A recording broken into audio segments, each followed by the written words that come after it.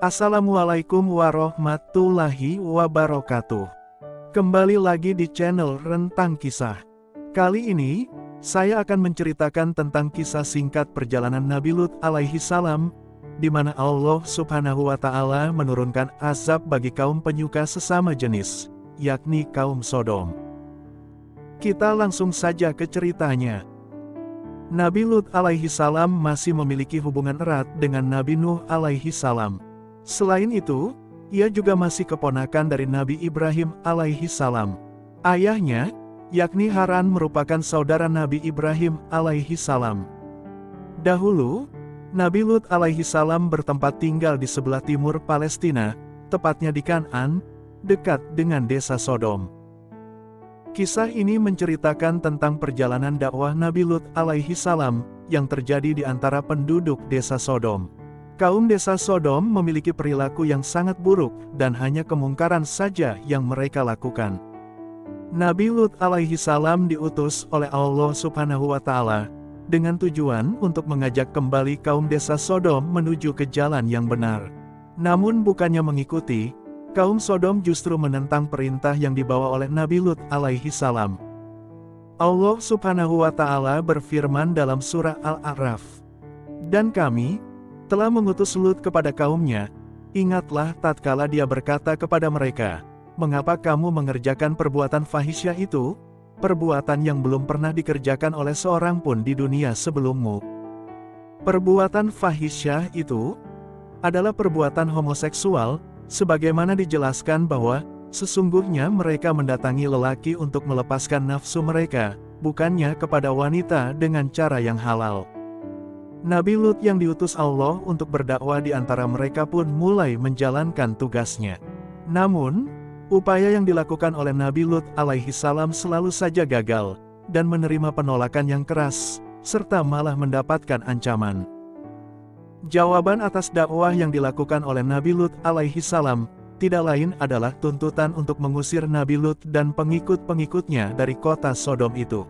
Nabi Lut alaihi salam juga dikatakan hanya sebagai orang yang berpura-pura suci. Dalam Al-Quran Surah Al-Ankabut, Nabi Lut alaihi salam berkata kepada kaumnya, "Sesungguhnya, mereka mengerjakan perbuatan yang sangat keji." Bukan hanya itu saja, kaum Sodom tetap menentang Nabi Lut alaihi salam atas perintah yang dibawa olehnya dari Allah subhanahu wa ta'ala. Serta mereka juga menantang untuk diberi azab oleh Allah subhanahu wa ta'ala. Merasa kecewa dengan kaumnya, Nabi Lut pun berdoa kepada Allah subhanahu wa ta'ala untuk menurunkan azab kepada kaum yang berbuat kerusakan itu. Kemudian datanglah dua orang malaikat ke hadapan Nabi Lut alaihi salam. Mereka datang dengan membawa berita akan menimpakan azab atas kaum Sodom itu. Para malaikat berkata kepada Nabi Lut, sesungguhnya mereka akan menyelamatkan Nabi Lut bersama dengan pengikut-pengikutnya terkecuali istrinya. Hal itu dikarenakan istri Nabi Lut termasuk dalam orang-orang yang tertinggal atau dibinasakan. Hal tersebut juga dijelaskan secara rinci dalam Al-Quran Surah Al-Hijr ayat 69 sampai dengan ayat 77.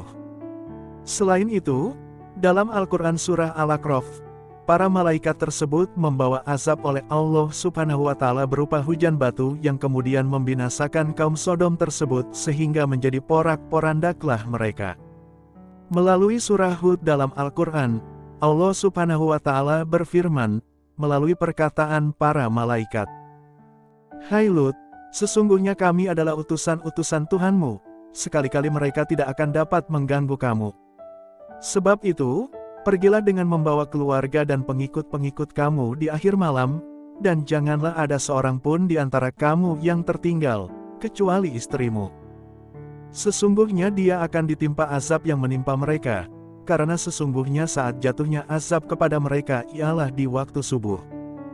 Dan kemudian malaikat juga berkata, "Maka tatkala datang azab kami jadikan negeri kaum Lut itu yang di atas ke bawah, kami balikan, dan kami hujani mereka dengan batu dari tanah yang terbakar dengan bertubi-tubi.